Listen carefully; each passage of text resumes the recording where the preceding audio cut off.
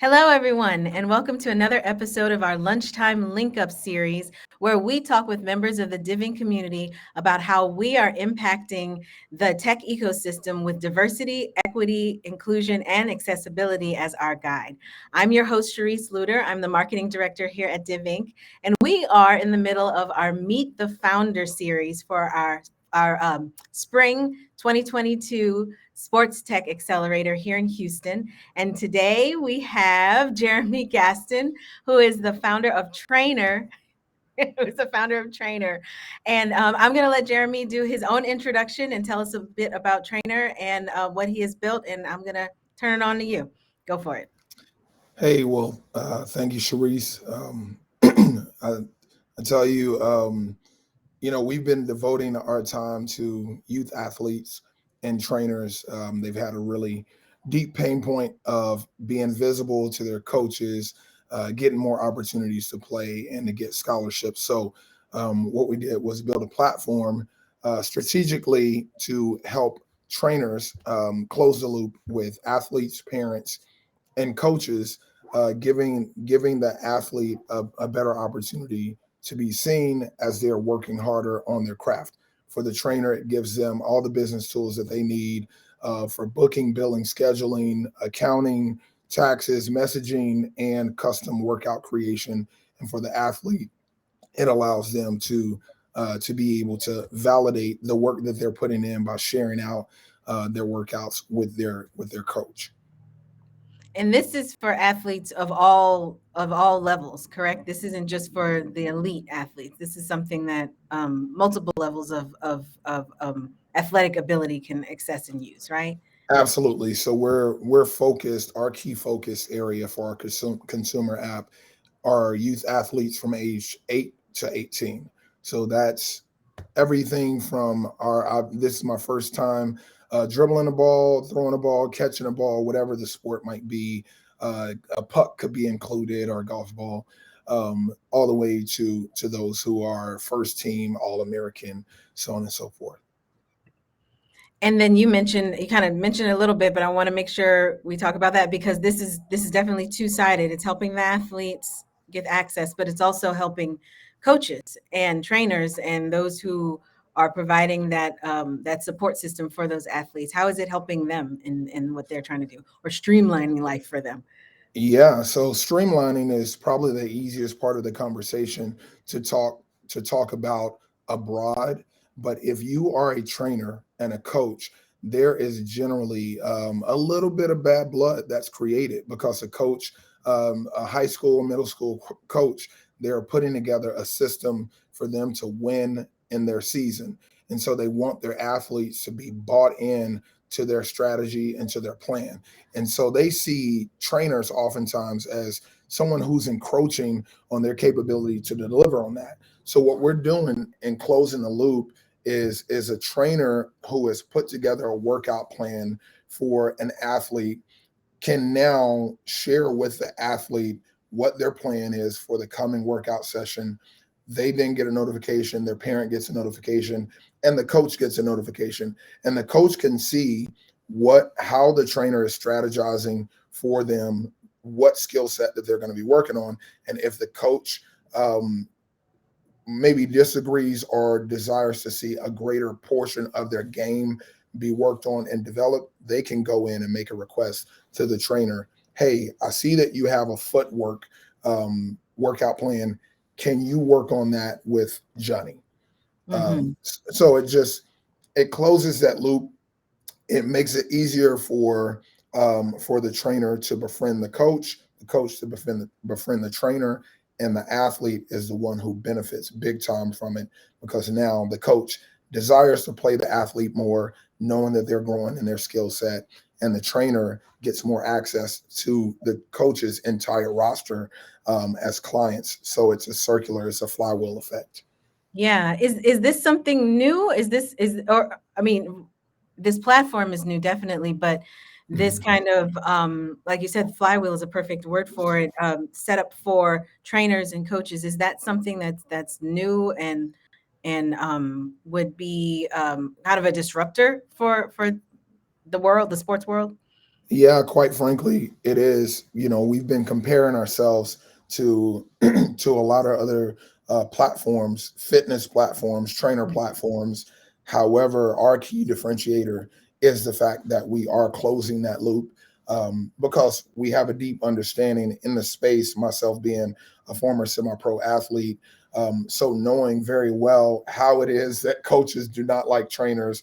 Trainers are trying to connect with the coaches so they can create better athletes who can work inside of a system. So yeah, I would absolutely say this makes us 10x better than Mhm. any other fitness app, any other training app that's out there on the market right now.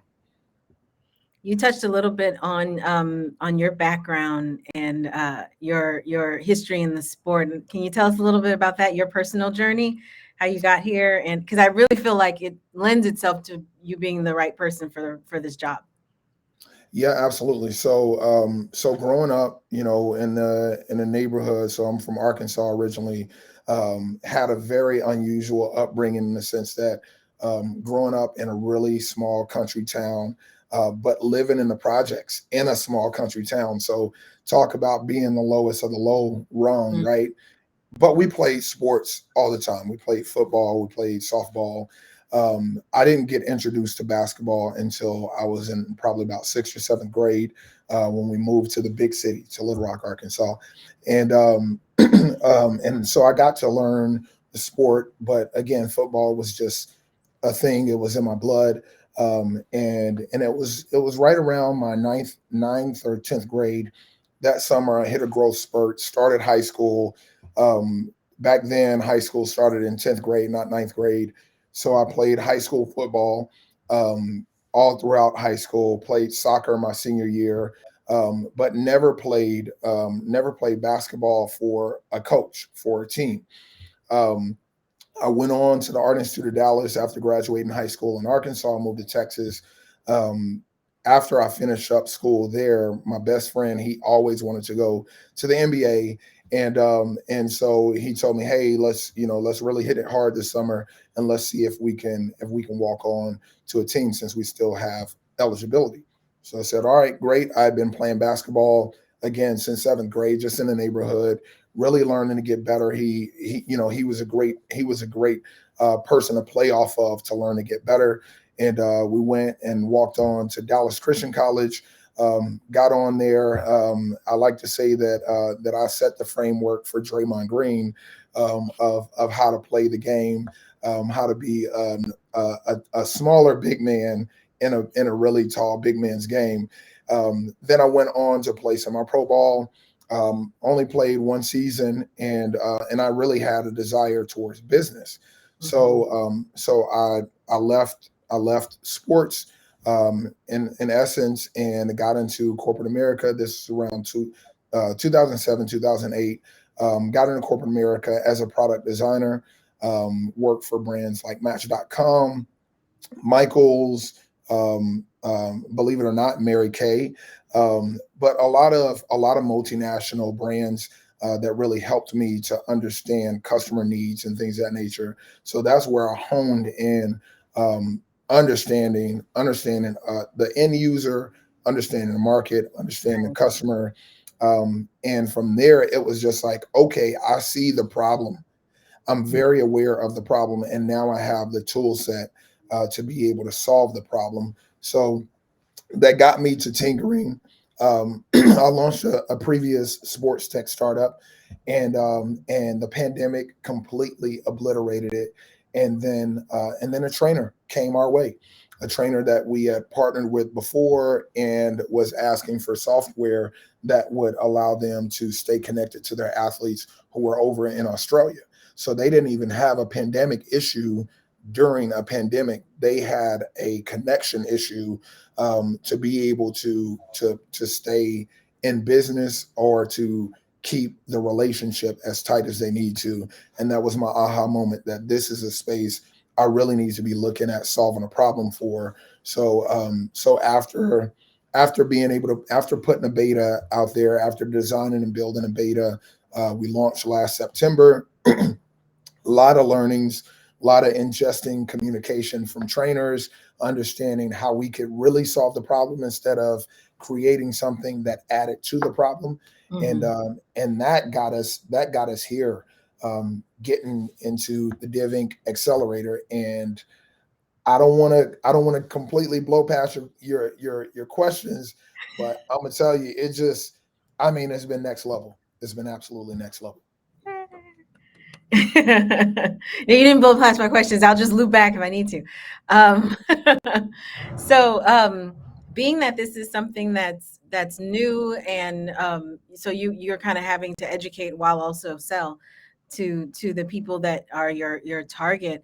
What have been the challenges for it, whether it be just the onboarding, or just maybe it is just explaining to people what this is and how this can solve a problem that they may not have even recognized was something that was an issue. It may have just been under the radar for them. What's been that challenge been?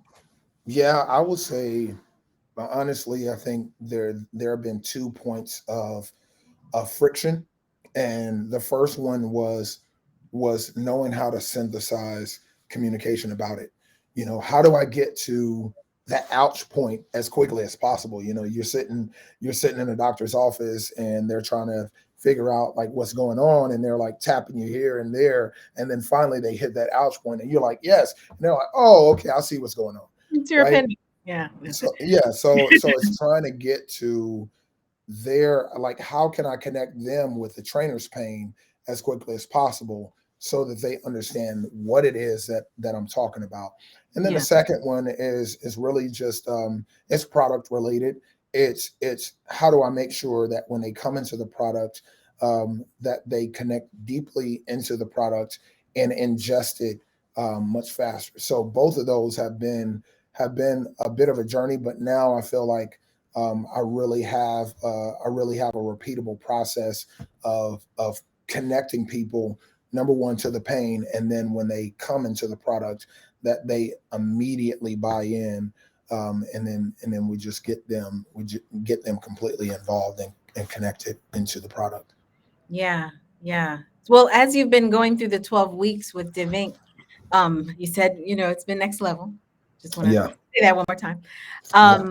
And I'm wondering, as you've been going through that process, what have been the things that have come up? Have you made any pivots? Have you had some aha moments, or some things that you that kind of catapulted you forward in a way that you weren't expecting? What's that been like? Yeah, so the first micro pivot that was made, and I only call it a micro pivot just because it seemed so insignificant Hmm. at the time, because it was just new information, right? But it was the fact that it invariably shifted the foundation of trainer. And that was, I came into the door week one, day one. I came into the door thinking of all the different ways that we could make money, right? Hmm. I had multiple streams, so I already got it listed out. I'm thinking, I done my homework. I'm good. I'm ready for this part of the conversation. And then we get into the framework, and I love formulas and frameworks. I believe that that's essentially all a business is formulas and framework. If you have a formula, if you have a framework, that you have proven out through hypothesis, then you're in business for a long time, right? And so I came in, and this framework, um, I believe it's from Amos, that really challenged. I mean, like, I had to throw away a lot of notes, right? I had to pare down how I was thinking, and it got me to a new way of looking at solving people's problems. Hmm. And I'll share it real If you briefly. can, yes, please go. Yeah, I'll share it real briefly. This is the way I look at business. So any of you who are watching right now and you have aspirations of launching a business, whatever, the best revenue strategy that you can come up with is, number one, identify who, if you're building a platform, identify who has the highest pain level, right? And then look at that person who has the highest pain level and see what action are they doing on a regular basis as it pertains to that pain. So for us, it is the parent who has the highest pain level. The Mm, trainer has a little bit lower pain level than them. So I want to hinge my revenue formula on the parent. So the parent is the one who is booking sessions on a regular basis. They are experiencing the pain on a regular basis. So I need to solve with them in mind and the trainer in mind because they're both involved. But I need to tag my revenue stream to the parent. So we simply said, okay, let's throw out this, or not really throw out, but set to the right. side. Right. This form of making money is ancillary. This form of making money are ancillary. So these subscription models, those are ancillary. But we got transactional.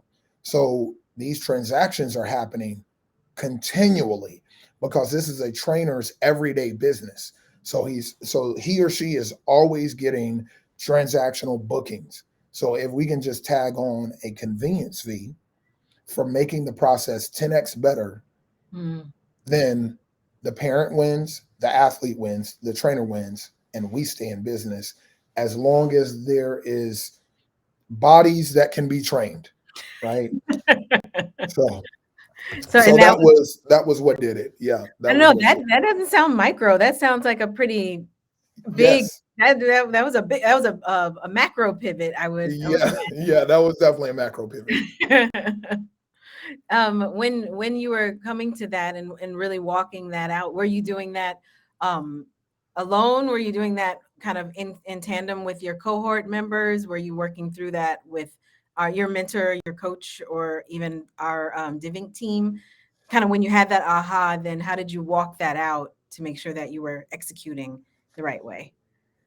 So it was first, it was ingesting, as we sat in the session with myself and the rest of the cohort, it was ingesting the information, but the way that it was delivered, we got a chance to work through it in an exercise format. Oh, okay, So got it it. really helped to work through it that way because the fact of the matter is you're sitting in a room with a number of other founders as well as an organization and so I'm gonna be vulnerable like that's all I know what to do is that when I sat in that room I had to constantly fight um, I had to constantly fight not putting on airs as though I already know, so I Mhm. didn't look dumb in front of my cohort partners. And in order to get as much information as possible. Right. So it was a breath of fresh air with still being so new. We were just in the first literally, Sharice, this was the first day. This Mm. is day one. So this was like our second session. I think it was the 2 o'clock session. And so going through and getting a chance to do it in an exercise, it really helped to be able to break down break down the way that I was thinking about it and to Yeah. throw that away. And then to rebuild the way that I should be thinking about it. So now it doesn't matter how dumb or how smart you felt that you were, you really just got informed by this new information and this new way of thinking. And so yeah, that was everything. It was like you're learning it in a wide open group, but your exercise puts you in a place where you are individually grasping it, and it made for very good conversation, feedback, and things that nature. Okay, I just kind of sit in that for a second because Yeah, that you know I think we as DivInc and I think a lot of people of color and women have that experience where um, we approach the other people in the room as though we have to present. We have to always be presenting, yeah, and to show any chink in the armor is to reflect out into the world weakness and And especially when we feel like we have the weight of everyone behind us is where we have the weight of their dreams on us. That Yeah, can be a heavy load. So it's good to hear that in our room you didn't feel like that was a load you could put down. yeah, At, you yeah. could leave it at the door. So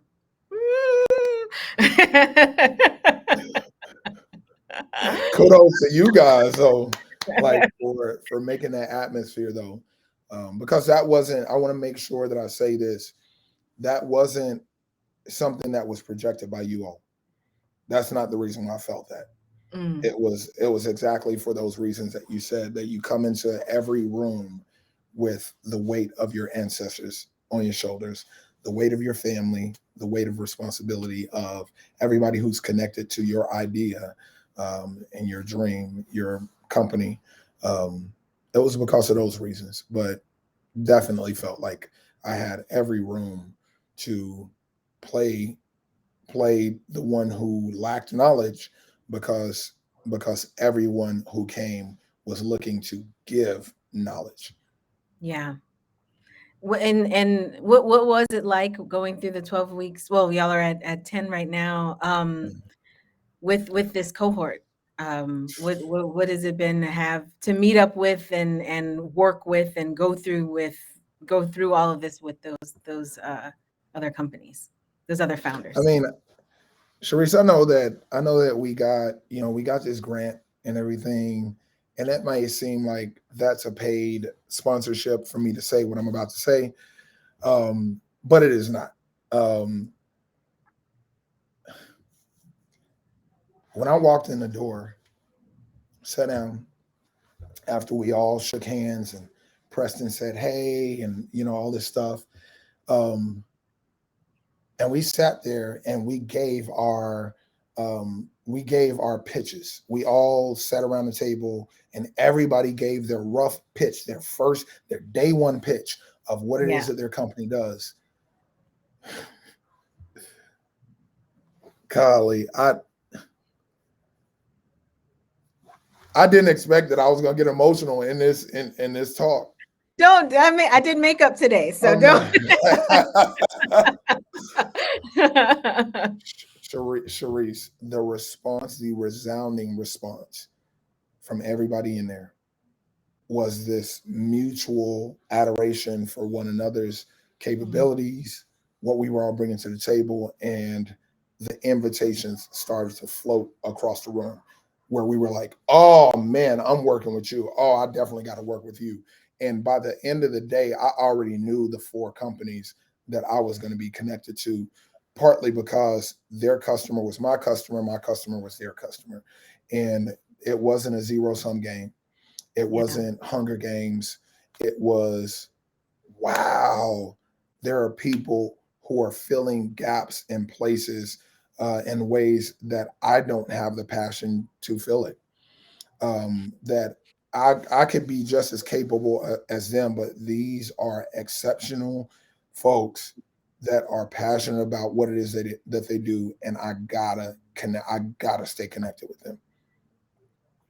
So that's what it's been like, and ever since it's like being in the room with your siblings, and Yeah. everyone of like, imagine having siblings and all of y'all are entrepreneurs. So y'all bounce things off of each other. Y'all keep each other accountable. Y'all help each other rise to the occasion. Just making sure everybody who is in the room who holds the CEO title will be able to continue as the CEO, because we're pushing each other to grow and grow and grow. It's been outrageous. It's been amazing. It's been amazing. Yeah, I say that a lot when people ask about working with DivInc. I say, it's almost like I just met up with my friends and we were like, we should go do something. And we, Yeah. just went and did it, Yes. Yes. Yes. That's a really great way to put it. um, and we're very deliberate in the way that we put together our cohorts because we want that kind of atmosphere. And we understand that for most of our accelerators, you all are sharing the same industry. And so there is a certain level of competition that's just because y'all are sharing the same industry. Right, But right. beyond that, when you fit the puzzle pieces together in the right way, you create this collaboration that that goes beyond the competition. And really, the competition melts away because when one person wins, everybody else is like they're on the sidelines cheering them on. Right. Look at using the you see what I did there. There you Um, go. yeah. And so it's wonderful to hear that that was your experience, and that has been overarching. That's been the experience that many of your cohort members have said as well. So that's good stuff. Yeah, So so demo day is on the 30th of June here at the Ion in Houston. And it's the big finale to all the work that you all have been putting in. And I'm wondering, moving into that, what are you most excited about? Anything exciting going on with your company leading into demo day or after, or anything that's happened as of late that we'll be able to hear more about at demo day? yeah, yeah. So we've got like 200 trainers in the queue that I've been very intentional about how it is that we allow them to onboard onto the platform. And we've just really just let our super users onto the platform right now. But we recently released like the final version of our MVP, which allows them to be able to get payouts, Hmm. and allows the parents to be able to purchase purchase the session instead of just booking the session and having to take money outside of the platform. So Yeah, now, that's our big. our Yeah. general yeah our general hypothesis, we're now ready to finally go to market with that. And so with that, we'll be opening up our seed round here, probably as early as the week before demo day. Mhm. We're already starting to get some excitement generated around that. So we'll be looking to raise 1.5 and get things going. We got to get an Android version.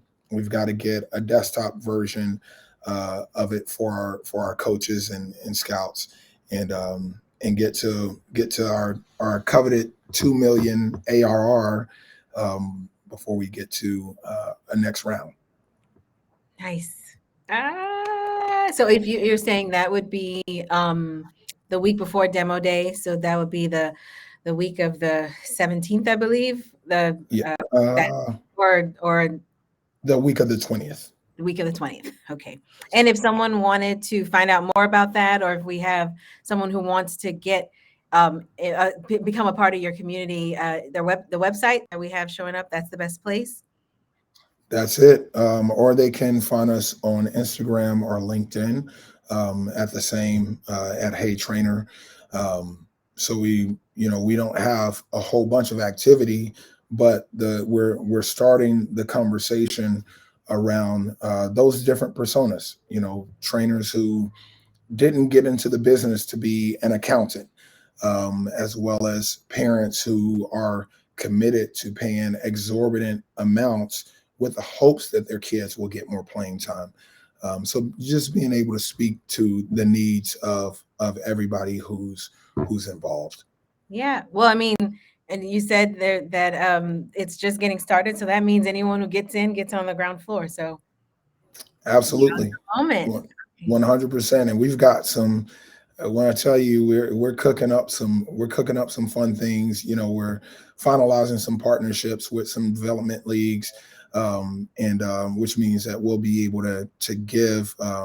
Actually, we'll be able to give out some perks around game attendance, with some of these partnerships that we're looking to do as well. So for athletes and parents who are so dedicated to the kid getting better and the parent being around the game, is good for us to be able to kind of give back, give them some rewards for just the level of commitment they've been putting in. Those are really the unsung heroes, but their wallet doesn't go unnoticed.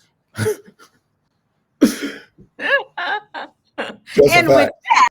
With that, well, thank you, Jeremy. Thank you, Jeremy, for being here. You'll be able to meet Jeremy as well as the rest of the Sports Tech cohort from our spring 2022 cohort. Man,